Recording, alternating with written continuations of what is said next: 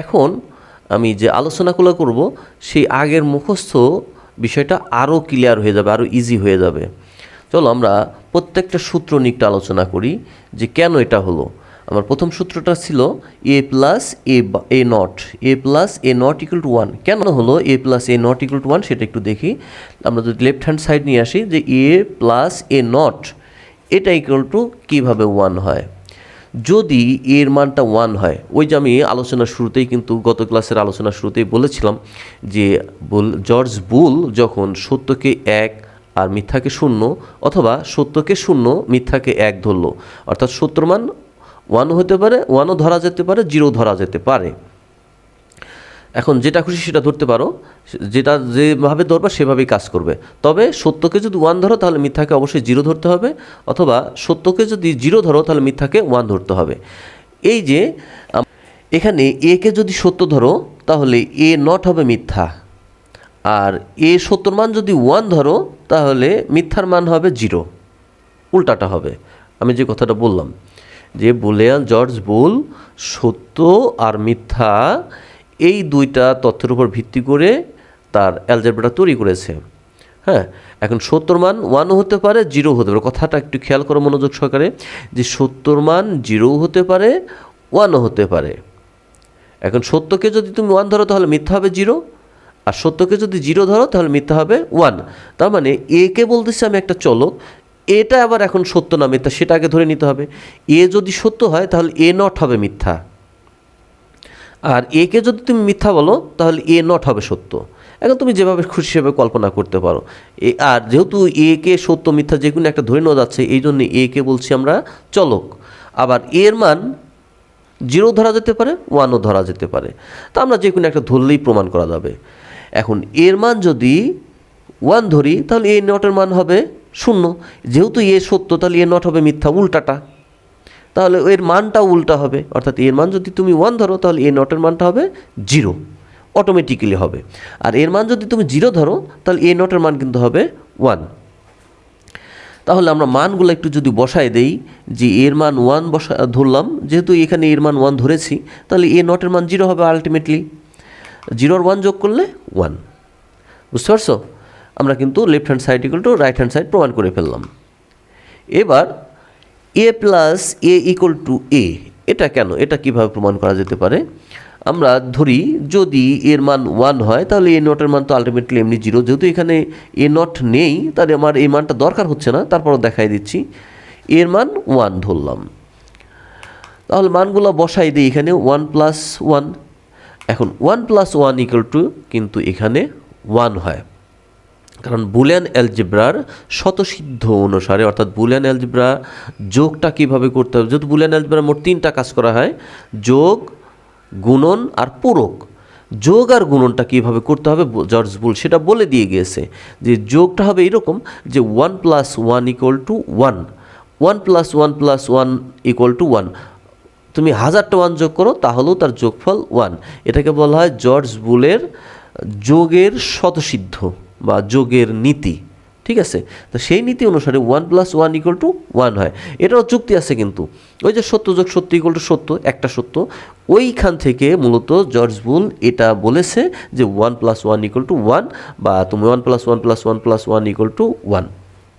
এটা কিন্তু অনেক সময় আসে আমাদের এই যে খতে, প্রশ্নের খতে সাধারণত এই প্রশ্নটা থাকে যে 1 প্লাস 1 ইকুয়াল টু 1 কেন, ব্যাখ্যা করো। তখন তার উত্তর সোজাসাপটা সহজ উত্তর হচ্ছে যে এটি একটি 1 প্লাস 1 ইকুয়াল টু 1 সম্ভব, কারণ এটি একটি বুলিয়ান যোগ। বুলিয়ান যোগের নীতি অনুসারে 1 প্লাস 1 ইকুয়াল টু 1 হয়। আচ্ছা, আমাদের এখন এ প্লাস এ ইকুয়াল টু এ প্রমাণ করতে হবে, তাই না? আমাদের আসলো তো 1, তাহলে এখানে এ তো আসলো না। এখন এ ইকুয়াল টু যদি 1 ধরা হয় তাহলে 1 ইকুয়াল টু এ লেখা যায়, তাহলে সেখান থেকে আমি 1 ইকুয়াল টু এ লিখলাম। অতএব কী দাঁড়ালো যে এ প্লাস এ ইকুয়াল টু এ। আমরা আর একটা উদাহরণ দেখি যে এ প্লাস 1 ইকুয়াল টু কেন 1 হয়। আমরা এ প্লাস যদি এর মান 1 হয় এটা যদি ধরি তাহলে কি হচ্ছে, এই এটার মান 1, 1-এর সাথে 1 যোগ করলে ফলাফল 1। আবার যদি তুমি এখানে 0 যদি ধরো, এর মান যদি 0 ধরো তাহলে এখানে কি হবে, এখানে 0 হবে। 0-র সাথে 1 যোগ করলেও কিন্তু আলটিমেটলি 1ই হবে। তুমি যেভাবেই যাও 1ই হচ্ছে। অর্থাৎ তুমি মোট কথা মনে রাখো এখানে ওয়ানের সাথে যা যোগ হবে A B C D X Y Z যা আছে, যা তুমি যোগ করো সব ফলাফল 1। আমরা আর একটা উদাহরণ দেখি। এটাই ওই যে 0 ধরে দেখাইছি, এখানে একটু বাড়তি উদাহরণ যে 0 ধরলে কেমন হয়। এই যে 0 ধরলে এর মান 0, 0 সাথে 1 যোগ করলে 1।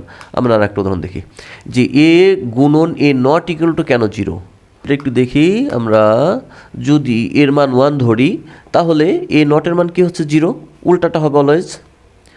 মানগুলো বসিয়ে দেই, এর মান 1 এ নটের মান 0, 0 আর 1 গুণন করলে কিন্তু অলওয়েজ 0, কারণ 0-র সাথে যা গুণন হবে সব 0।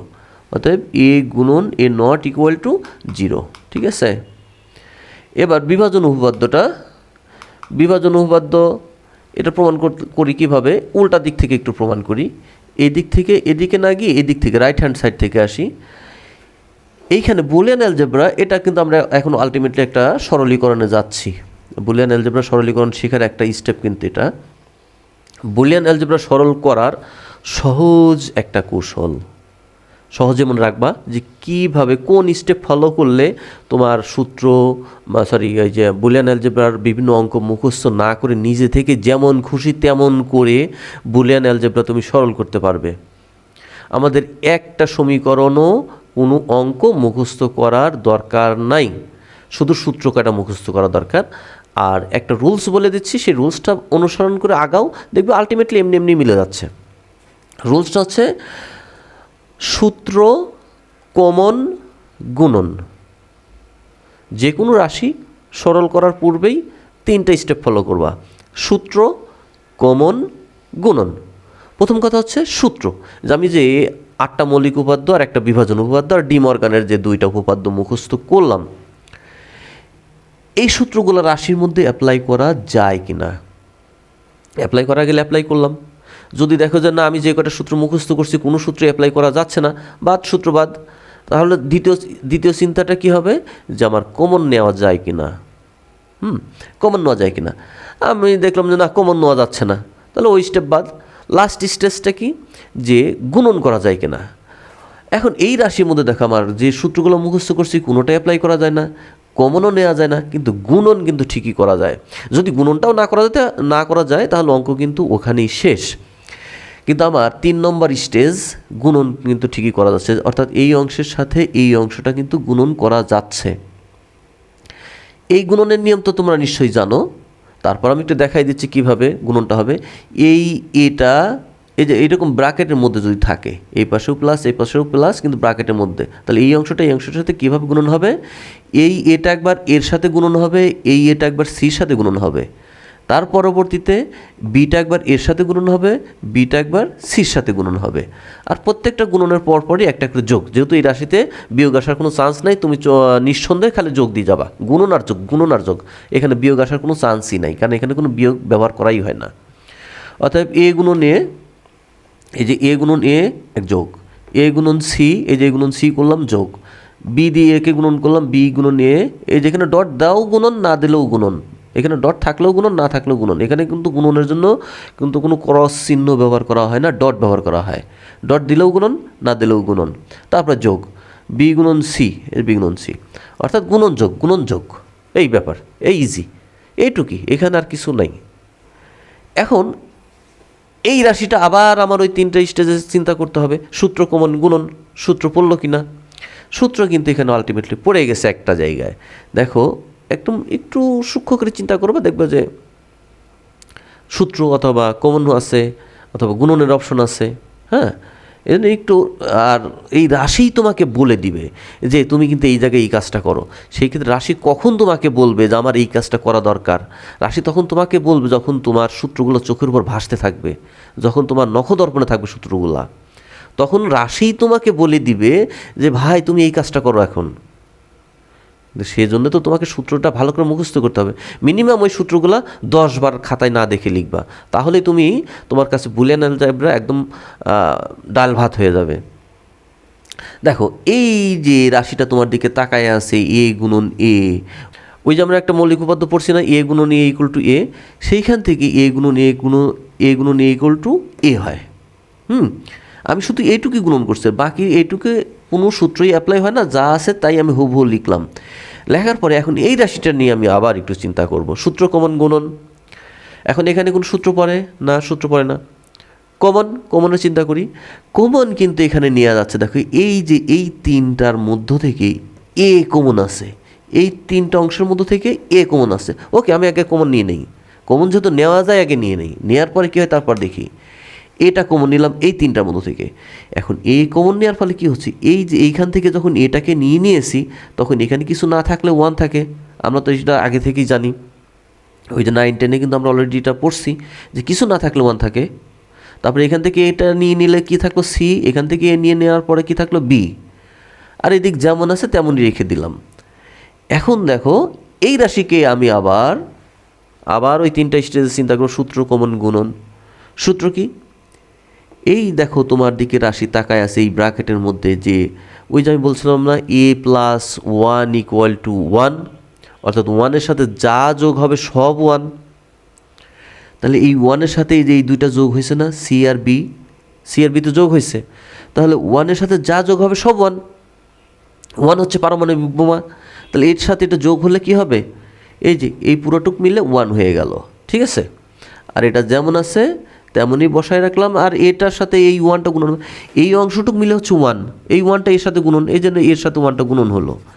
এখন এর সাথে 1 গুণন করলে এই হবে, ওই যে এ গুণন 1 = কিন্তু এ, এটাও আমরা মৌলিক উপপাদ্য পড়ছি। অর্থাৎ 1 যার সাথে গুণন হয় তাই থাকে, কিন্তু যোগ হলে সব ভ্যানিশ।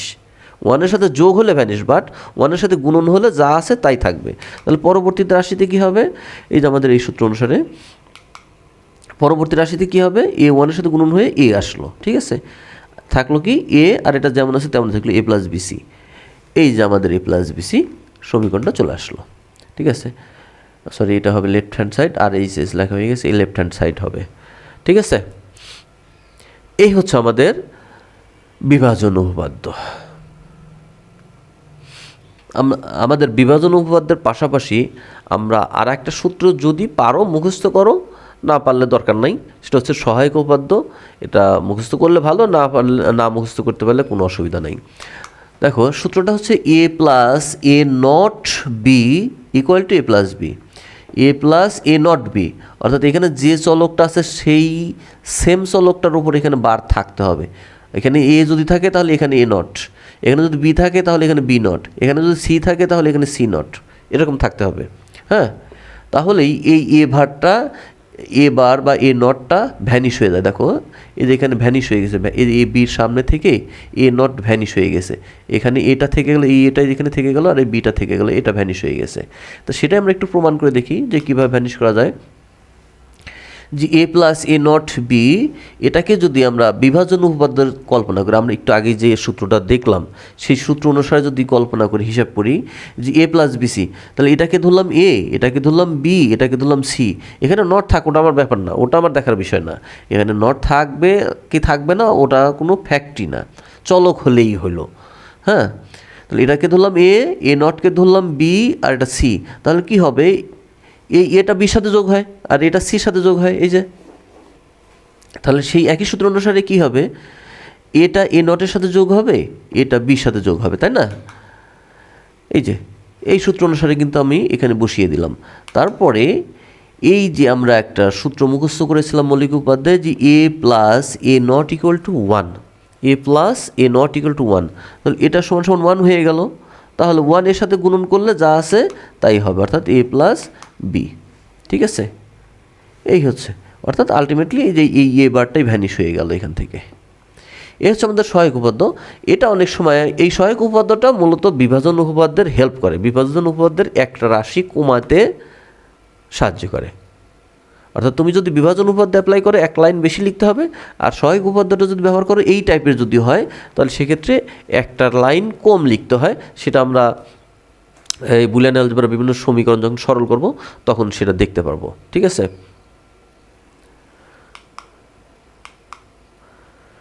সবাইকে অসংখ্য ধন্যবাদ। আগামী ক্লাসে আমরা বুলিয়ান অ্যালজেব্রা সরলীকরণের কাজগুলো শুরু করে দিব। তো এখন আমি আবার বলছি যে এই সূত্রগুলো ভালো করে আগে মুখস্থ করো, তারপরে আমার পরবর্তী ক্লাসগুলো দেখা শুরু করো, কারণ আমরা এখন পরবর্তী ক্লাসে বুলিয়ান অ্যালজেব্রাগুলো সরলীকরণ শুরু করে দিব। ঠিক আছে, আল্লাহ হাফেজ।